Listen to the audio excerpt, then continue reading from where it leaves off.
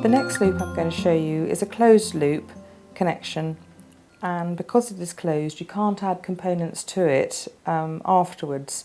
You have to make sure that you've made a component like a clasp or another link, that you add it in on either side, because you can't open it up like the open loop. There's many a connector that I've made that I've had to redo because I've forgotten to add a clasp. I'm using about 10 or 12 centimetres of wire. It's probably a little bit too much, but I want to give you a nice end of wire to work with. If you're using sterling silver, use as short a piece of wire as you can to save on the silver. We're going to make a loop at one end before we thread the bead on. So taking some round nose pliers, gripping about 3 centimetres to 4 centimetres from the end of the wire, make a sharp turn in one direction and then pulling the wire around the round nose pliers so that you formed a little shepherd's hook. Then take the pliers out, put them in the other part of the pliers and then push your fingers up, and you've made a nice little cross connection here. Then using flat nose pliers, grip and just pull the wire around to make your first little loop. Only go once round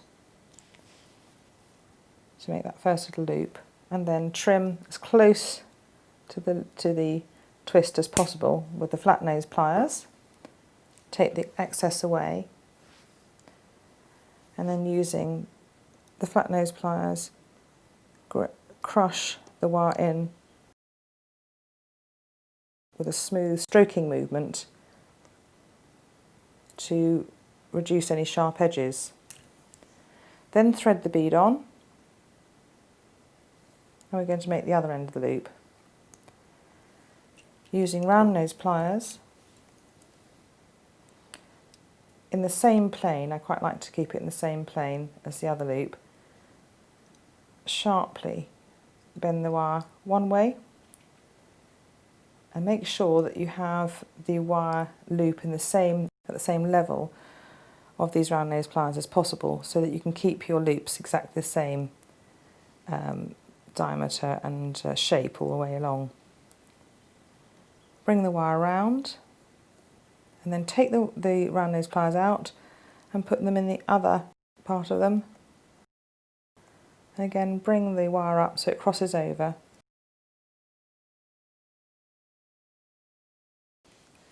Then using the flat nose pliers, slightly shape this a little bit because I haven't quite given you a nice little hook.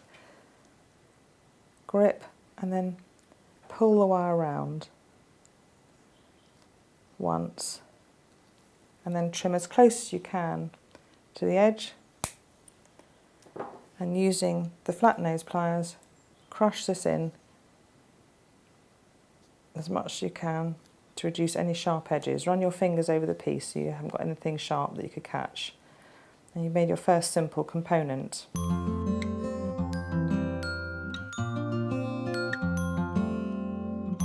The next component we're going to make is one with a bead cap, which has a slight spiral wrap around the top of the either side of the stone that helps to give a beautiful bit of detail. You can use this for the top of conical gemstones and teardrop-shaped gemstones to make a beautiful earring. Looks great in necklaces and bracelets like this. We're going to take a 20 centimetre length of 1mm gauge wire, and again I'm going to make a loop before putting the bead on, about not quite halfway but very approaching halfway. Imagine the centre of the bead is here.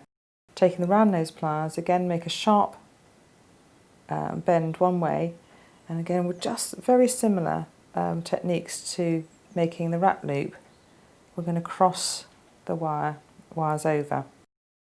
And then gripping with the flat nose pliers, we're going to make a loop, but we're not going to do anything more. Don't trim the wire just yet, just hold it in place. That's just to help hold the bead in place before we do the spiral wrap at the ends. I'm going to place and thread the bead onto the wire, and then we're going to make a wrap loop at the other end.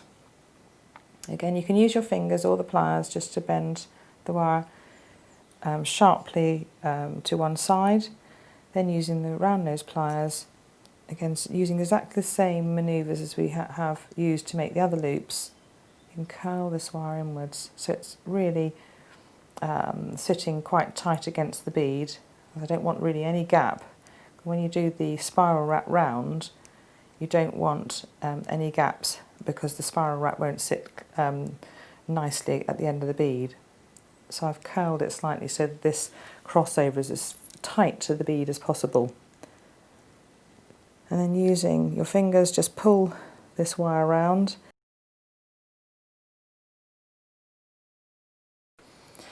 Now I've got 2 lengths of wire at either end of the bead. We're going to use these to make the bead caps. I'm going to pull right at the end of the wire and spiral it around the bead. Now I slightly pull the wire downwards over the bead as I spiral, help it sit next to and around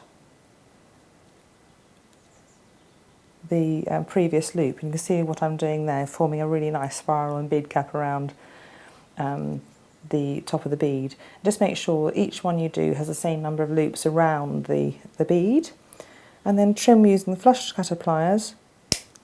And you can either leave like that, but I think there's a sharp edge there that might catch, so I always try and tuck it in using the very end of your round nose pliers. It will help stop that catching now. It's just tucked it in very slightly. We're going to do the same to the other end.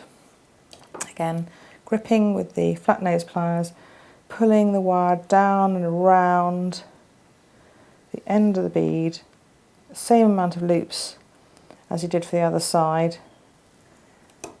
Trim with the flush cutter pliers as close to the end of that spiral as possible, using the ends of the flat nose pliers or snipe pliers, tuck in the end. And that's your spiral bead cap.